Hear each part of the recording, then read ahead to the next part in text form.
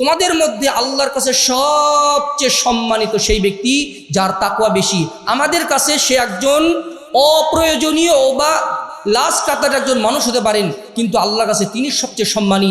রাসূলুল্লাহ সাল্লাল্লাহু আলাইহি ওয়াসাল্লাম বলছেন, ইন্না আউলান নাসি বি আল মুত্তাকুন মান কানু হাইসু কানু। আমার সবচেয়ে প্রিয় মানুষ তারাই যারা মুত্তাকি, তারা যেখানেই থাক না কেন, তারা যেই হোক না কেন। সম্মানিত সুধীমণ্ডলী, আল্লাহ এবং তার রাসূল তাকওয়ার ব্যাপারে সবচেয়ে বেশি উপদেশ দিয়েছেন। আল্লাহ তাআলা প্রথমে কোরআনের সর্বপ্রথম তাকওয়ার উপরে আলোচনা করেছেন। মুহতারাম আমির জামাত বলেছেন হুদাল লিল মুত্তাকিন, তারপরে আলোচনা শুরু হয়েছে তাকওয়া দিয়ে। কোরআনের সর্বশেষ যে নাজিলকৃত আয়াত সূরা বাকারার 281 নম্বর আয়াত, সেখানেও আল্লাহ তাআলা ওই তাকওয়ার কথাই বলেছেন। তাকওয়ার নির্দেশ দিয়েই আল্লাহ তাআলা কোরআন নাজিল সমাপ্ত করেছেন। ওয়াত্তাকু ইয়াওমান তুরজাউনা ফীহি ইলাল্লাহ, সুবহানাল্লাহি বিহামদিহি।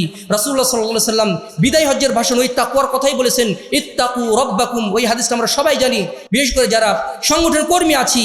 মৃত্যুর আগ মুহূর্তেও আল্লাহ তাআলা ওই তাকওয়ার উদাহরণ দিয়েছেন, তাকওয়ার নির্দেশ দিয়েছেন। ইরবাদ ইবনে সারিয়া রাদিয়াল্লাহু আনহুর ওই হাদিসটা, উসিকুম বিত্তাকওয়াল্লাহ ওয়াস-সামঈ ওয়াত-তাআতি, আমি তোমাদেরকে তাকওয়ার নির্দেশ দিচ্ছি এবং তোমাদের আমির যদি হাবশী গোলামও হয় তার নির্দেশ শ্রবণ করার এবং তার আনুগত্য করার নির্দেশ দিচ্ছি।